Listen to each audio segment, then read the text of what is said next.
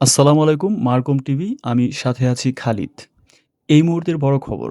জামায়াতের সাথে জোটের সিদ্ধান্তকে কেন্দ্র করে এনসিপিতে একের পর এক পদত্যাগের ঘটনা ঘটছে।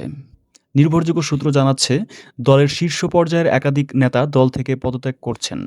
এর মধ্যে রয়েছেন সিনিয়র যুগ্ম সদস্য সচিব তাসনিম জারা, যুগ্ম আহ্বায়ক তাসনুবা জাবিন এবং কেন্দ্রীয় যুগ্ম সদস্য সচিব মীর আরশাদুল হক।